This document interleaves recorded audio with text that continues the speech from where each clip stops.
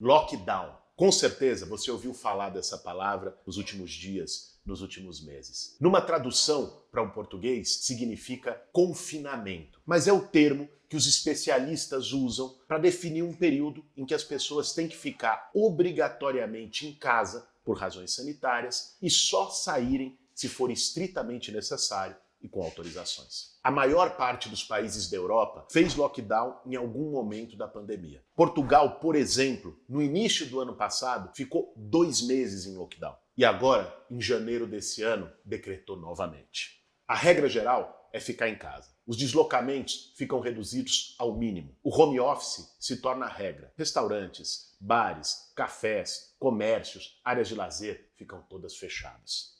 Quem descumpre as regras recebe multa. O lockdown em Portugal começou no dia 15 de janeiro. Dá uma olhada na curva dos casos. Num primeiro momento, a curva segue o ritmo, porque as pessoas que manifestam sintoma e testam foram contaminadas uma semana antes.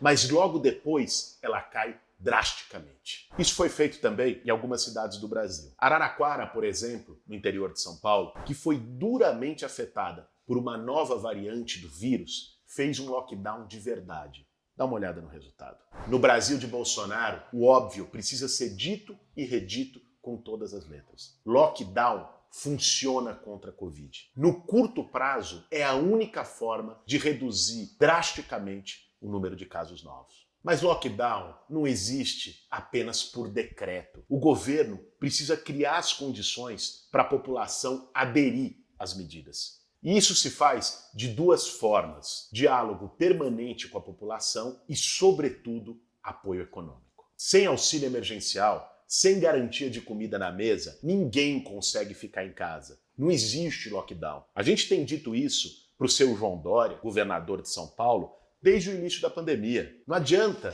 ficar todo dia, no fim da tarde, numa coletiva de imprensa, dizendo fique em casa e não pagar R$1 de apoio para a população, de fato, poder ficar em casa.